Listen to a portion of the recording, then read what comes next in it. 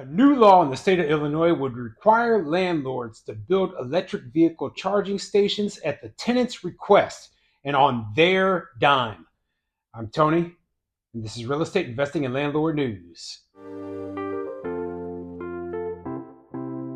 All right, so I have an interesting article for you today, and it goes into the whole electric vehicle charging issue that is a big problem with both landlords and tenants. And now there are a lot of states out there, they're putting mandates, unfunded mandates onto landlords to make their buildings comply with this whole electric vehicle charging thing. One of those states is Illinois. So Illinois passed a law that's requiring landlords to provide the ability to charge an electric vehicle if your tenant requests it. And to me, this seems like it's pushing it. Okay, it's pushing it because it is forcing landlords to provide a service that is not agreed upon in the terms of a lease. Okay, so when you move into your place, you sign things saying, okay, I'm going to have certain appliances that are in the house. We're going to have certain utilities for the house. Certain things are going to be in the house. If it has a laundry room, maybe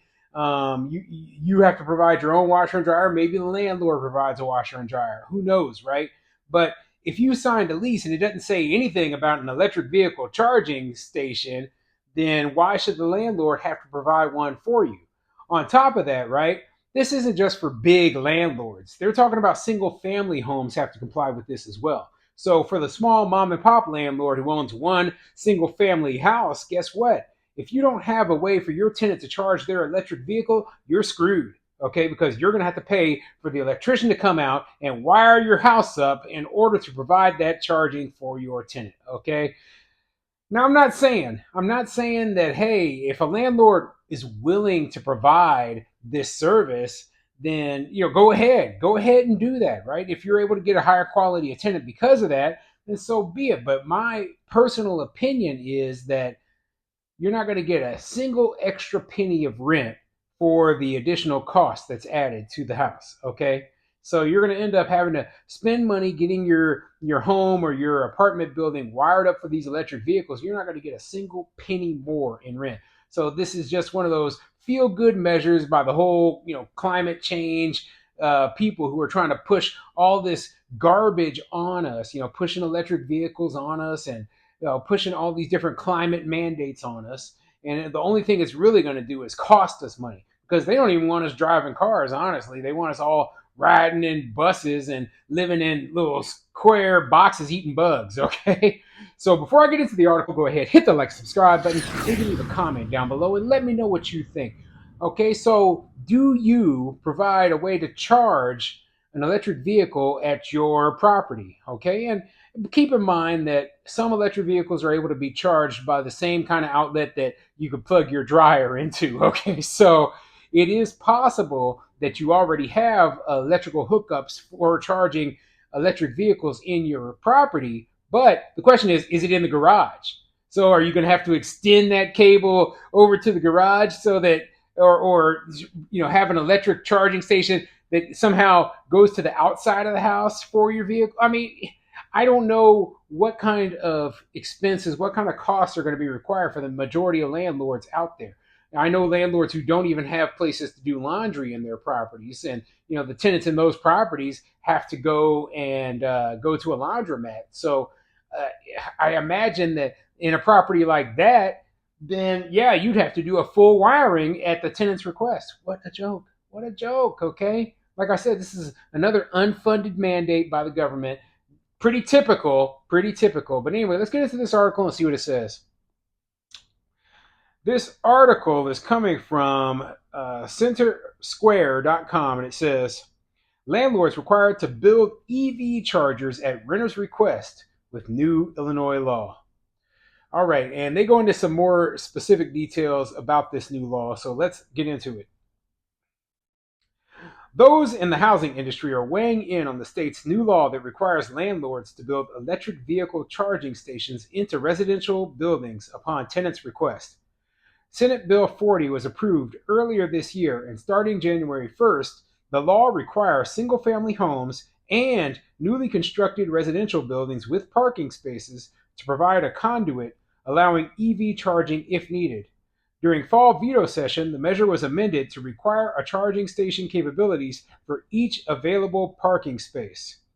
So yeah, basically, if you're, and it looks like only for new buildings, new multifamily buildings, right? For each available parking space, there has to be the capability of having an electric vehicle charge there, right? Now, here's my question, right? Electricity isn't free.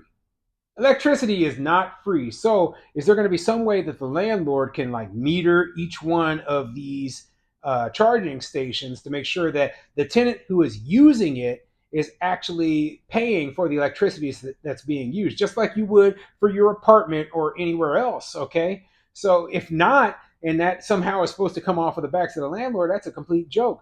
But it's bad enough that the landlord has to pre wire this stuff. It doesn't seem like it would be, oh, this isn't a bad deal because this is only for new buildings, right? But then out of the same breath, they'll be like, well, why are housing costs so high? Why are rents so high? Well, you put all these mandates of all this expensive new wiring into this new housing project, and guess what? Now they have to charge higher rents, and this housing is no longer affordable to the majority of people who need housing.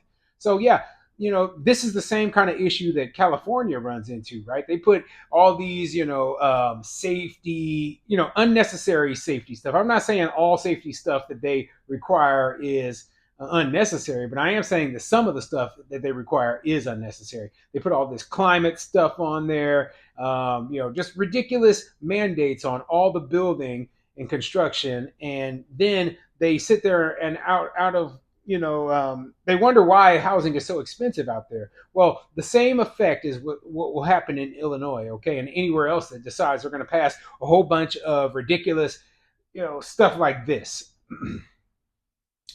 Illinois home builder Dean Gravin said changes were made to reduce costs. We have to put in a conduit or a pipe from the breaker box to one location in the garage, Gravin told the Center Square. Teslas take 240 volt and other cars are 180. And if you get the cheapest electric car, you can plug into a 110 outlet. We got away from putting in something expensive that would cost thousands of dollars versus just the conduit system. So yeah, this builder, he's like, hey, listen, we figured out a way to make, to meet this mandate as cheaply as possible. We'll put in a conduit, right? And then we'll be able to tap into that conduit if, for by chance, some of your tenants decide that they want an electric car charging.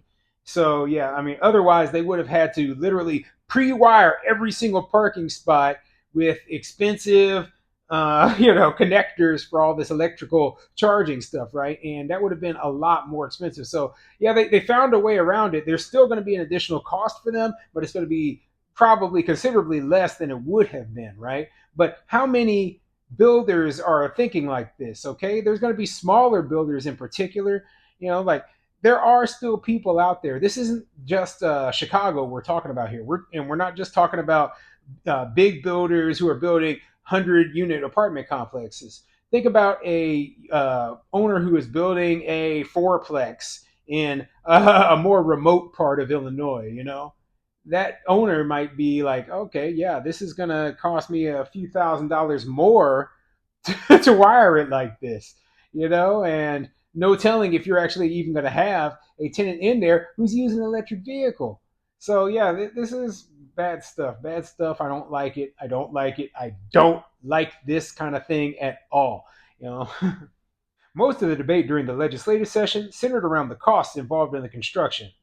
Paul Arena with Illinois Rental Properties Owners Association, who are against the original bill, said costs would increase, but not by that much. It will increase the cost of construction, but not to the point where we felt it would be a deterrent, Arena said. Our concern was mostly around renovation and what activities the tenants were permitted to do. Gravin said the amendment to the law also addressed concerns he had regarding future home prices. This did not affect new home construction, Gravin said. That was our major concern when the bill came out because it was going to drive the cost of housing even higher. They say it doesn't affect the cost, right? And I'm sure that they made little modifications or whatever, right? But there's no way. There's absolutely no way at all that this made zero impact on the cost. I think what they really are saying here is that, hey, we're fighting a losing battle. they're going to pass this bill whether we agree with it or not. So we're going to try to whittle it down as much as possible so that we have the least amount of new expense. Otherwise, we're going to be paying out the yin yang to be able to hook up electric vehicles to all of our apartment units or all of our parking spaces for our apartment units, right? And so, yeah, once again, we have government who is pushing new things, like there aren't that many electric vehicle owners out there, right? So they're providing a service to these people who, they make up a small minority of the population, right? And I know what they're thinking is it's like, well, if there were electric vehicle hookups in the apartment buildings, more people would buy the cars. That may be the case. I don't know if it is or not, right? All I know for sure is that a lot of these costs they're going to be, borne by the landlords, okay? The landlords, the property owners are going to be the ones paying for all of these electric vehicle hookups.